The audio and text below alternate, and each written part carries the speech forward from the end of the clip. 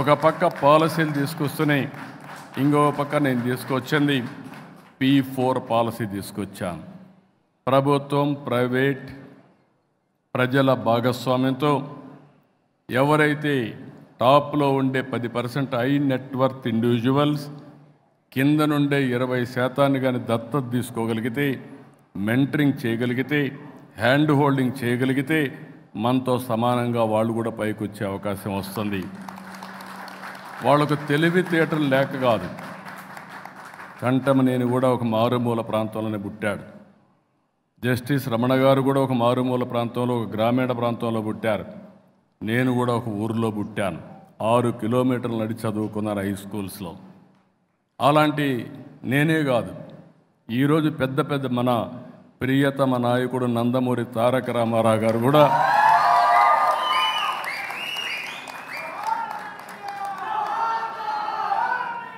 ఆయన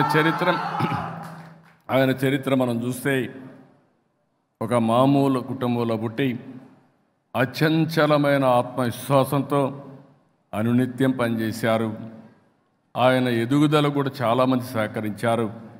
ఈరోజు చరిత్ర ఒక్కసారి తిరిగేసుకుంటే మళ్ళీ ఎన్టీ రామారావు గారిని లేకపోతే ఆయనతో పోల్చుకోవాలంటే మళ్ళీ ఎన్టీ రామారావు గారే తిరిగి పుట్టాలి తప్ప వేరే వాళ్ళకు సాధ్యం కాదు. అలాంటివి మనం చూసినప్పుడు అందరిలో శక్తి సామర్థ్యాలు ఉన్నాయి. కానీ అలాంటి వ్యక్తులకు చేయూతనివ్వాల్సిన బాధ్యత మనందరిపైన ఉంది. నాకు ఏమాత్రం అనుమానం లేదు, Bharatadesam is a great country, great nation. ఇండియన్స్తో పోటీ పడే మనుషులు ప్రపంచంలో ఎక్కడా లేరు. ఈ విషయం కూడా మీరు గుర్తుపెట్టుకోండి. దీనికి 2-3 కారణాలు. ఒకటి, 1991లో ఆర్థిక సంస్కరణలు, పోటీ ప్రపంచం ప్రారంభమైంది. 95లో నేను ఇవన్నీ స్టార్ట్ చేశాను. రెండోది, టెక్నాలజీ వచ్చింది. ఇంటర్నెట్ రెవల్యూషన్ ఎర్లీ 90స్లో వచ్చింది. అక్కడి నుంచి మీరు చూస్తే ఫస్ట్ మూవర్ అడ్వాంటేజ్ ఇండియన్స్ తీసుకున్నారు, అందులో తెలుగు వాళ్ళు అడ్వాంటేజ్ తీసుకున్నారు. మూడోది, మనం ఊహించింది డెమోగ్రఫిక్ డివిడెండ్. ప్రపంచంలో యంగ్స్టర్స్ ఉండే ఏకైక దేశం భారతదేశం. ఈరోజు భారతదేశం ప్రపంచం మొత్తం సేవలు అందించగలుగుతుందంటే దానికి కారణం యువత. ఇక్కడ కూడా మీరు చూస్తున్నారు, ఈ ఈలలు కేకలు వస్తున్నాయంటే మా యూతే కేకలేస్తున్నారు, ఈలలు వేస్తున్నారు, ఎనర్జీ సృష్టిస్తున్నారు. ఇవన్నీ పాసిబిలిటీస్ వస్తున్నాయంటే భవిష్యత్తులో కూడా ఈ యువత అద్భుతాలను సృష్టించబోతుంది. నాకు ఏమాత్రం అనుమానం లేదు, మీ అందరికీ చెప్తున్నా, స్కై ఈజ్ ది లిమిట్. ఒకప్పుడు పనికి పోతేనే పని, ఈరోజు మీరు పనికి పోతే కాదు, మీకు ఎప్పుడు సమయం దొరికితే అప్పుడు పనిచేసే అవకాశం వచ్చింది. ఇప్పుడు ఫ్లెక్సిబుల్ వర్కింగ్ వచ్చేసింది. ఒకప్పుడు ఆఫీసుకు పోతేనే జీతం, ఇప్పుడు ఆఫీసుకు పోవక్కర్లా, ఇంట్లో కూర్చొని వర్క్ ఫ్రమ్ హోమ్ పని చేసుకుంటే ఇప్పుడు డబ్బులు వచ్చే పరిస్థితి వచ్చింది. ఒకప్పుడు మగవాళ్లే పని చేస్తారనుకునేవాళ్ళు, ఇప్పుడు మీకంటే ఆదాయం ఆడబిడ్డలు ఎక్కువ సంపాదిస్తున్నారు. This are all realities. పోటీ ప్రపంచంలో మనం చూస్తే ఈ ఎకానమీలో, క్రియేటివ్ ఎకానమీలో ఎవరికి ఎక్కువ నాలెడ్జ్ ఉంటే వాళ్ళు ముందుకు పోయే పరిస్థితి వస్తూ ఉంది. ఈ పోటీ ప్రపంచంలో ఒకటే నేను చెప్తున్నా మీ అందరికీ, నేను కూడా ప్రపంచం ఏం జరుగుతుందో అధ్యయనం చేసి మీకు స్ఫూర్తినివ్వడం నా బాధ్యత, దాన్ని అందిపుచ్చుకోవడం తెలుగు జాతి బాధ్యత అని చెప్పి మరొక్కసారి మీ అందరికీ విజ్ఞప్తి చేసుకుంటూ, ఈరోజు తెలుగు వన్ స్ఫూర్తి పురస్కార గ్రహీతలు, నేను ఎందుకంటే అర్జెంటుగా మళ్ళీ అమరావతికి వెళ్తున్నాను కాబట్టి మీ అందరి అనుమతి తీసుకొని వీళ్ళందరికీ అభినందనలు చెప్పి నేను వెళ్ళాలనుకుంటున్నా. వీళ్ళందరినీ కూడా చూస్తే ఒక పక్కన శ్రీ మేడసాని మోహన్ గారు, సహస్రావధాని, ఇప్పుడు కూడా నాకు అర్థం కాదు, నాతోనే యూనివర్సిటీ చదువుకున్నాడు. అప్పుడు మాకు ఒక తెలుగు ప్రొఫెసర్ ఉండేవాడు, ఆయన కంటే ఈయన మేధావిగా అప్పట్లోనే మేము గుర్తించాం, వాళ్ళ ప్రొఫెసర్ కంటే మేధావిగా. అలాంటి వ్యక్తి. అదే సమయంలో ప్రజా వైద్యులు గౌరవనీయులు డాక్టర్ పాములపర్తి రామారావు గారు. ఆయన అనుకుంటే మీకు ఏదున్నా ట్రీట్ చేసేస్తాడు, ఒక్క నిమిషంలో క్యూర్ చేసే మెకానిజం ఆయన దగ్గర ఉంది. ఇంకో పక్క Telangana media academy chairman K Srinivasareddy. మేము ఉన్నప్పటి నుంచి మీడియా అంటే గుర్తొచ్చే వ్యక్తి శ్రీనివాసరెడ్డి. క్రెడిబిలిటీకి మారు పేరు శ్రీనివాసరెడ్డి గారు అని చెప్పి కూడా నేను మీకు తెలియజేస్తున్నాను. మామూలుగా కాదు. నేను 9 ఏళ్ళు సీఎంగా ఉన్నప్పుడు చూశాను. అప్పుడు ఎట్టున్నాడు, ఇప్పుడు అట్నే ఉన్నాడు, భవిష్యత్తులో అట్నే ఉంటాడు. దానికి కారణం ఒక వ్యక్తి యొక్క క్రెడిబిలిటీ, దాన్ని మెయింటైన్ చేస్తున్నాడు. క్రిటిసైజ్ చేస్తాడని చాలా జర్నలిస్టులు చూశాను, కానీ నాకు తెలిసినంతవరకు one of the best journalist మన శ్రీనివాసరెడ్డి గారు అని చెప్పి నేను మీకు తెలియజేస్తున్నాను. ఇకపోతే ప్రముఖ గేయ రచయిత, ఆస్కార్ అవార్డు గ్రహీత చంద్రబోస్ గారు, గర్వపడుతున్నాను. ఇంకా రాబోయే రోజులు చంద్రబోస్ గారిని చూసిన తర్వాత, మన వాళ్ళందరినీ చూసిన తర్వాత ఆస్కార్ అవార్డులు తెలుగు వాళ్ళు లేకుండా ఉండవు. ఆ రోజు వస్తుందని చెప్పి కూడా ఈ క్రియేటివ్ ఎకానమీలో మీ అందరికీ విజ్ఞప్తి చేస్తున్నా. ఇంకో పక్కన విశ్రాంత ఐఆర్ఎస్ ఉన్నతాధికారి నరసింహప్ప, ఆయన కూడా మా సీనియర్ ఎకనామిక్స్ డిపార్ట్మెంట్లో, ఆయన కూడా రావడం చాలా గర్వకారణం. ఇంకొక పక్కన retired IAS officer PV Ramesh. ఎప్పుడు కూడా రమేష్ క్రియేటివ్గా ఉంటాడు, కొత్త కొత్త విషయాలన్నీ ఆలోచిస్తూ ఉంటాడు. అలాంటి వ్యక్తిని ఎంపిక చేయడం చాలా సంతోషం.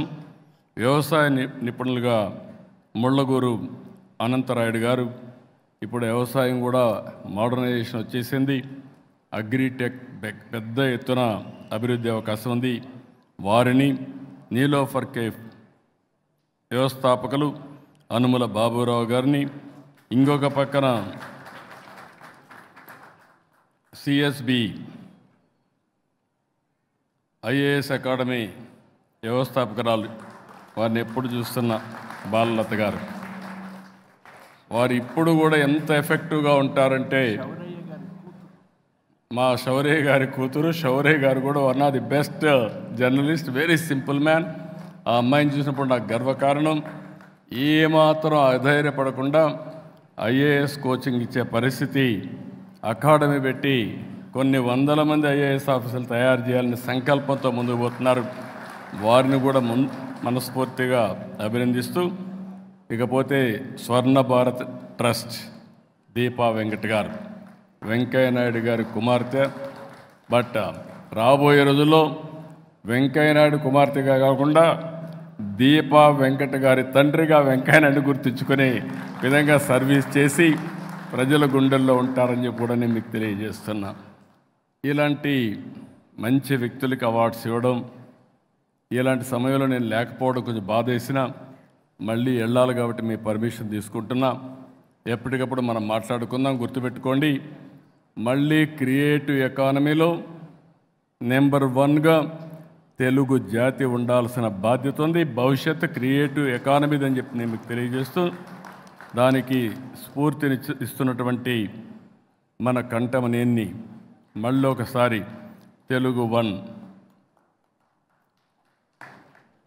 ఇక్కడ పనిచేసి ఆయన ఒక మాట అన్నాడు, చాలా సంతోషం.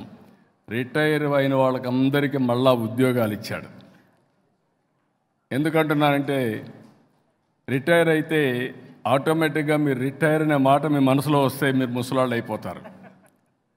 కానీ మీరు బతికున్నంత వరకు పనిచేయాలని తపనుంటే మీ మైండ్ అండ్ బాడీ పర్ఫెక్ట్గా ఉంటుంది. ఇంకొకసారి రిటైర్మెంట్ అనేది నోషన్, నా ఉద్దేశం. ఎవరైతే బెస్ట్ ప్రొడక్టివిటీ ఇవ్వగలిగిన వాళ్ళు 60-80 సంవత్సరాల్లో బెస్ట్ ప్రొడక్టివిటీ ఇచ్చే అవకాశం ఉంది. ఆ విషయం కూడా గుర్తుపెట్టుకోవాల్సిందిగా నేను కోరుకుంటూ, ఒక విధంగా చెప్పాలంటే హాస్పిటల్ ఖర్చు తగ్గిస్తున్నాడు కంఠమనేని. వీళ్ళందరికీ ఇక్కడ ఉద్యోగాలు ఇచ్చి ఫుల్గా ఎంగేజ్ చేసి వాళ్ళ అనుభవాన్ని, క్రియేటివిటీని ఉపయోగించుకుంటూ సమాజం కోసం ముందుకు తీసుకుపరిస్తున్నారు. వారిని కూడా అభినందిస్తూ, మరొక్కసారి ఈ యొక్క తెలుగు 1 భారతదేశంలో కాదు, ప్రపంచంలోనే కాదు, అన్ని దేశాల్లో అన్ని భాషల్లో నెంబర్ 1గా ఉండాలని. ఇప్పుడు తెలుగు 1 పెట్టావు, రేపు అన్ని భాషల్లో కూడా ఎంటర్ కండి, అన్ని భాషల్లో కూడా డామినేట్ చేస్తూ మీరు నెంబర్ 1 స్థానానికి చేరాలని, ఈ డిజిటల్ యుగంలో మీరు ఒక ఎంపైర్ క్రియేట్ చేయాలని మరొకసారి ఆశిస్తూ అందరికీ నమస్కారాలు. జై హింద్, జై జన్మభూమి.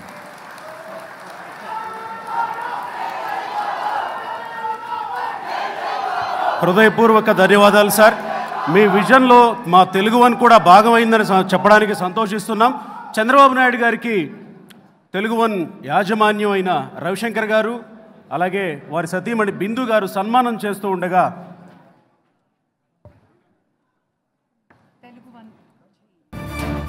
తెలుగు వన్ పక్షాన శ్రీ రవిశంకర్ గారు సతీ సమేతంగా ముఖ్యమంత్రి గారికి సత్కారం అందిస్తున్నారు.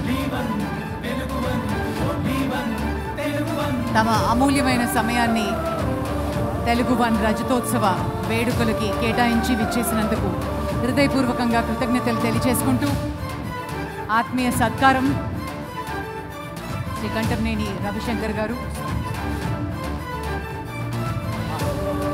అలాగే చంద్రబాబు నాయుడు గారి చేతుల మీదుగా రవిశంకర్ గారికి ఓ ప్రత్యేకమైన తెలుగు వన్ టీం ఇస్తున్న ఒక సర్ప్రైజింగ్ గిఫ్ట్ రవిశంకర్ గారు చంద్రబాబు నాయుడు గారి చేతుల మీదుగా ఆవిష్కరించవలసిందిగా చంద్రబాబు నాయుడు గారిని ఆహ్వానిస్తున్నాం. మా డైరెక్టర్ కవిత గారు చంద్రబాబు నాయుడు గారికి ఆ ప్రత్యేకమైనటువంటి సంచికను అందిస్తారు. చంద్రబాబు నాయుడు గారు రవిశంకర్ గారికి ఆ పుస్తకాన్ని బహుకరిస్తారు. చంద్రబాబు నాయుడు గారిని ఆవిష్కరించవలసిందిగా కోరుతున్నాం. ఇది Telugu one team CMD Ravishankar గారికి ఇస్తున్న సర్ప్రైజింగ్ గిఫ్ట్.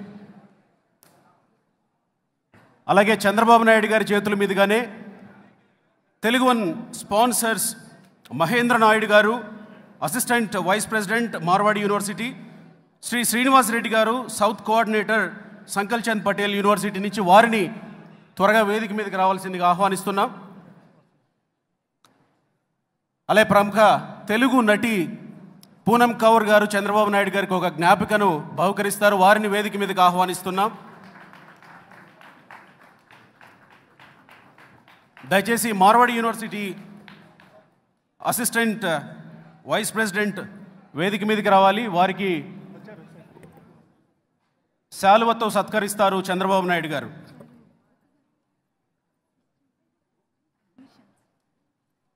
అలాగే south coordinator Sankal Chand Patel university Telugu one sponsors వీళ్ళు శ్రీ శ్రీనివాస్ రెడ్డి గారిని వేదిక మీదకి ఆహ్వానిస్తున్నాం. అలాగే తెలుగు వన్తో లాంగ్ అసోసియేట్స్గా ఓ ఇద్దరు దిగ్గజ విశ్లేషకులు ఉన్నారు. తెలుగు వన్ న్యూస్ నుంచి గ్రామీణమైన అంతర్జాతీయమైన వారి విశ్లేషణల్లో వింటే చాలా సరళంగా ఇట్టే అర్థమైపోద్ది. అడుసుమిల్లి శ్రీనివాస్ గారు, అప్పసాని రాజేష్ గారిని వేదిక మీదకి సాదరంగా ఆహ్వానిస్తున్నాం. వారిని శాలువతో సత్కరించవలసిందిగా చంద్రబాబు నాయుడు గారిని కోరుతున్నాం.